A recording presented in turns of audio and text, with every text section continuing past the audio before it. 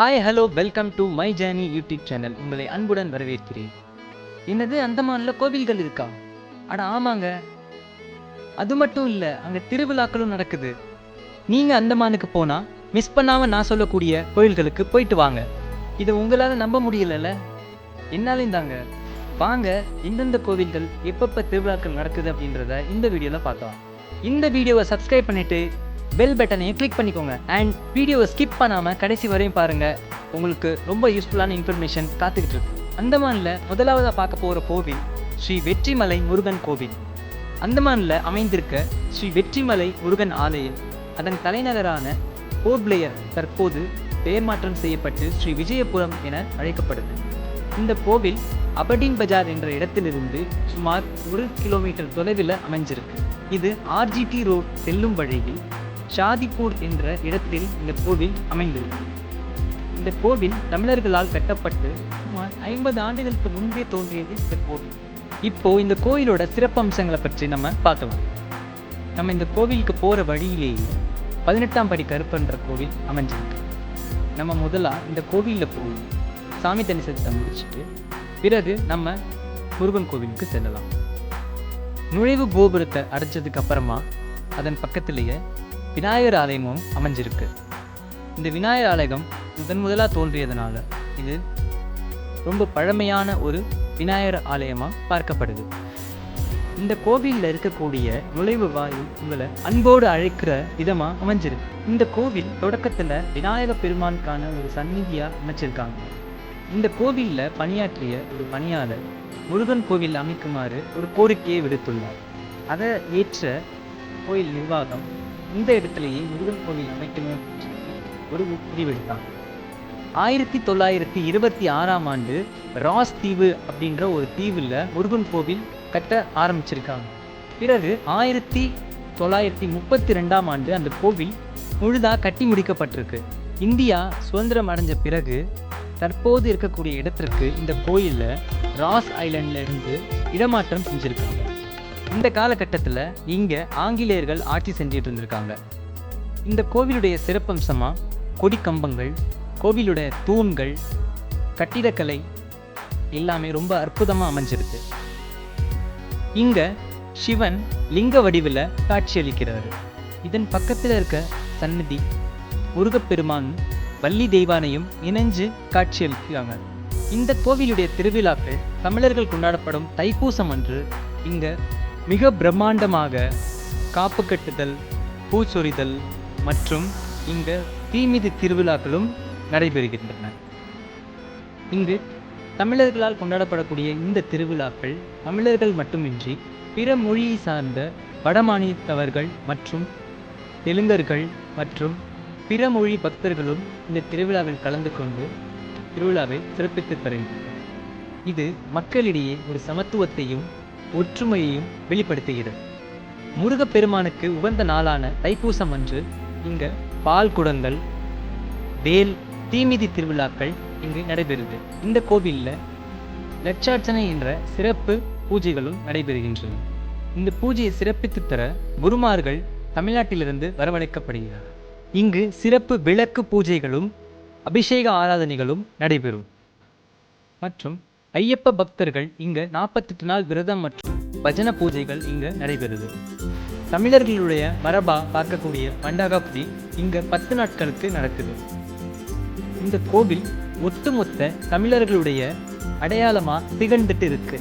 இந்த கோவில் பெரும் அமைதியையும் ஒரு திருப்தியையும் கொடுக்குது. அதோட மன நிறைவையும் கொடுக்குது. நீங்கள் கண்டிப்பாக அந்தமானுக்கு போனால் இந்த கோவிலுக்கு மறக்காமல் போயிட்டு வாங்க. உங்களுக்கு முருகருடைய அருள் கிடைக்க வேண்டிக் கொள்கிறேன். நம்ம அடுத்ததாக பார்க்கக்கூடிய கோவில் பல ஆச்சரியங்களை கொடுக்க போகுது. ஆமாங்க, தங்கத்தால் செஞ்சிருக்க கோவிலை நீங்கள் பார்த்துருக்கீங்களா? அந்தமான்லேயே முதலாக ஒரு கோவிலில் பிரகாரத்தை வெளிப்புறமாக சுற்றி தங்கத்தால் வடிவமைக்கப்பட்டிருக்கு. இந்த கோவில் தோராயமாக 1927ஆம் ஆண்டு தோன்றப்பட்டிருக்கும்னு சொல்லப்படுது.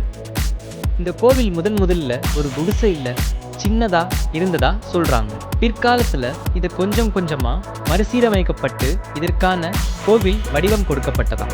இந்த கோவிலில் ஆஞ்சநேயர் பாலகன் வடிவில் காட்சியளிக்கிறார். இந்த கோவிலில் உங்களுக்கு என்ன கஷ்டம் அல்லது உங்களுக்கு என்ன வேணும் அப்படின்றத நீங்கள் வேண்டிக்கிட்டு இந்த கோவிலுக்கு தொடர்ந்து 7 வாரங்கள் போனீங்க அப்படின்னா நீங்கள் நினச்சது நிறைவேறும் அப்படின்னு சொல்லி நிறைய பேர் சொல்கிறாங்க. இது நடந்திருக்கும் கூட.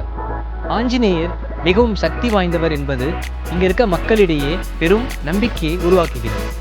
ஸ்ரீ விஜயபுரம் தலைநகராக கொண்டிருக்கக்கூடிய அபடீன் பஜார் என்ற இடத்துல இந்த ஆஞ்சநேயர் கோயில் அமைஞ்சிருக்கு. ஆஞ்சநேயர் கோவிலுக்கு நீங்கள் சென்று வழிபட்டு வர வர உங்களுடைய கஷ்டங்கள் தீரும். அது மட்டும் இல்லாமல் மன அமைதி, மன நிம்மதி உங்களுக்கு கிடைக்கும். ராமரும் சீத்தையும் வனவாசத்தில் இருந்தாங்க.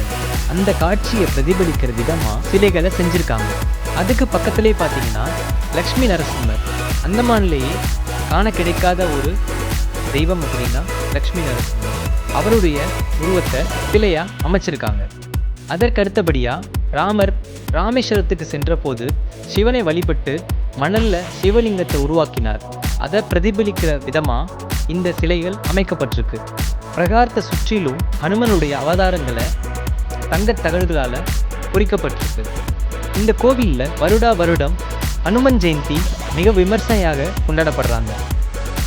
ஹனுமனுடைய பிறந்த நாளான அன்று இங்கே இருக்கக்கூடிய அனைத்து மொழி மக்களும் ஒன்று திரண்டு 10 நாட்களுக்கு லட்சார்ச்சனை என்ற பூஜையும் சிறப்பு அபிஷேகங்களும் இங்கே நடைபெறுது.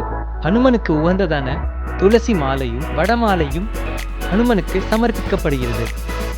அது மட்டும் இல்லாமல் வாரந்தோறும் செவ்வாய்க்கிழமை மற்றும் சனிக்கிழமைகளில் இங்கே சிறப்பு பூஜைகள் நடைபெறுது. இந்த நாட்களில் இங்கே மக்களோட கூட்டம் அதிகமாக காணப்படுது.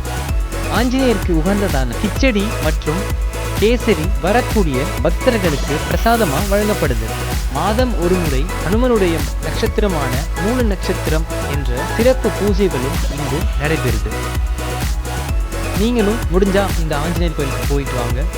உங்களோட வாழ்க்கையில் ஒரு மாற்றம் கண்டிப்பாக நடக்கும். அஸ்தினாபாத் என்ற இடத்துல ஸ்ரீ முத்துமாரியம்மன் கோவில் அமைஞ்சிருக்கு.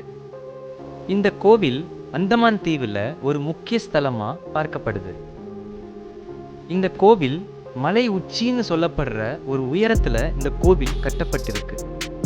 அந்தமான் தீவிலேயே முதலாக ஒரு ராஜகோபுரத்தோடு அமைஞ்சிருக்க கோவில் அப்படின்னு பார்த்தா இந்த முத்துமாரியம்மன் கோவில் தான் இங்கே சிறப்பாக அமைஞ்சிருக்கு. இங்கே வாழக்கூடிய தமிழர்களால் ஒன்றிணைந்து உருவாக்கப்பட்ட கோவில்களில் ஒன்று இந்த முத்துமாரியம்மன் கோவில். ஒவ்வொரு வருஷமும் திருவிழாக்கள் இங்கே மிக சிறப்பாக கொண்டாடப்படுது. குறிப்பாக பூச்சொரிதல், காப்பு கட்டுதல், தீமிதித்தல் போன்ற நிகழ்வுகள் இங்கே நடக்குது. இந்த கோவிலில் மட்டும்தான் 10,000க்கும் மேற்பட்ட பக்தர்கள் காப்பு கட்டுறாங்க. பால் குடங்கள், பூத்தட்டுதல், அது மட்டும் இல்லாமல் வேல் குத்துதல் போன்ற நிகழ்வுகள் இங்கே நடக்குது. பெரும்பாலான பெண் பக்தர்கள் குழந்தை வரம் வேண்டி இங்கே தொட்டில் கட்டுதல், அது மட்டும் இல்லாமல் மாவிளக்கு எடுத்துதல் போன்ற வேண்டுதல்களை இங்கே நிறைவேற்றுறாங்க. இந்த கோவில் பெரும் சக்தி வாய்ந்த கோயிலாக கருதப்படுது. 10 நாட்களுக்கு நடத்தக்கூடிய இந்த பூஜைகள் மிக விமர்சையாக கொண்டாடப்படுது. தமிழர்களால் நடத்தக்கூடிய இந்த அற்புதமான திருவிழாக்கள் அந்தமான் நிக்கோபார் தீவில் தமிழர்களுடைய அடையாளமாக சொல்லப்படுது. பக்தர்கள் கையில் தீச்சட்டிகள் ஏந்தி ஊர்வலமாக நடந்து வர்றதை நம்ம பார்க்க முடியுது. அது மட்டும் இல்லாமல் சிவனுடைய வேடம் அணிந்து வர்றதையும் நம்மளால் பார்க்க முடியும். மிகப்பெரிய ஒரு ஊர்வலமாக நடந்து வந்து மக்களிடையே பக்தி உணர்வை வெளிப்படுத்துது. வெறும் கால்களால் நடந்து வரக்கூடியதை நம்மளால் பார்க்க முடியும். அவருடைய பக்தியையும் இறைநிலை ஆற்றலையும் வெளிப்படுத்துது. கோவில் குருக்களில் ஒருவர் கரகம் தலையில் ஏந்தி நடைப்பயணமாக கோயிலை வந்தடைந்து தீமிதி திருவிழாவை துவக்கி வைக்கிறார். இவருக்கு பிறகு வரக்கூடிய பக்தர்கள் ஒவ்வொன்றாக தீமிதித்து கோவிலுக்குள் நுழைகிறார்கள். மேல தாளங்கள் நிறைந்த இசையுடன் ஒரு பக்தி பரவச நிலை இங்கே ஏற்படுது. பக்தர்கள் சுற்றிலும் நின்று இந்த தீமிதி திருவிழாவை கண்டுகளிக்கிறார்கள். ஒவ்வொரு பக்தர்களும் வருடா வருடம் காப்பு நிகழ்வில் கலந்து கொண்டு தங்களுடைய நேர்த்திக்கடனை செலுத்துறாங்க.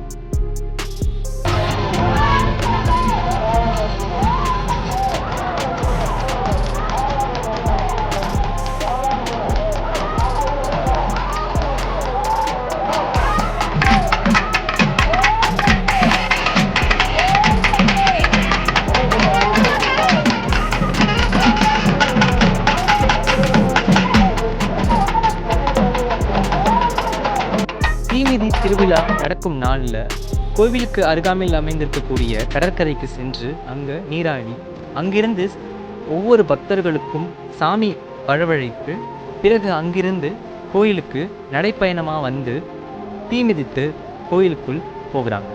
இந்த கோயில் திருவிழாக்கள் மிக விமர்சையாக நடைபெறுது. இதில் தமிழர்கள் எல்லாம் பங்கெடுத்து 30,000க்கும் மேற்பட்ட மக்களால் திருவிழா கொண்டாடப்படும். கன்னி தெய்வங்களான 7 தெய்வங்கள் இருக்குன்னு சொல்கிறாங்க. அதில் ஒரு தெய்வமான ஸ்ரீ முத்துமாரியம்மன் தான் இந்த அந்தமானில் கோவிலாக உருவாக்கப்பட்டிருக்கு. திருவிழா நடைபெறுவதற்கு முந்தைய நாளில் இரவில் பக்தர்கள் எல்லாம் ஒன்றிணைந்து ஊர் மக்கள் எல்லாம் தீமிதி திருவிழாவிற்கான ஏற்பாடுகள் நடைபெறும். அன்றைய இரவு முழுதும் அனைத்து மக்களும் ஒன்றிணைந்து தூங்காமல் இசை கச்சேரி, ஆடல் பாடல் மற்றும் நிகழ்ச்சிகள் நடைபெற்று கொண்டிருக்கும். இதில் கருப்பசாமி நிகழ்ச்சியும் நடைபெறும். இங்கு பார்வையாளர்கள் இருக்கக்கூடிய சிலருக்கும் இந்த கருப்பண்ண சுவாமி அருள் வர்றதை நம்மளால் பார்க்க முடியுது.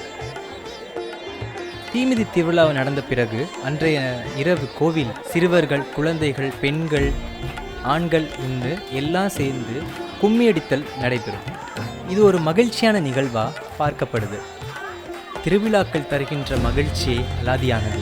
இந்த வீடியோ பார்க்கும்போது நீங்களும் உங்களுடைய ஊர்களில் நடக்கக்கூடிய திருவிழாக்களை நினச்சி பார்க்கக்கூடிய தருணமாக அமையும்னு நம்புகிறேன்.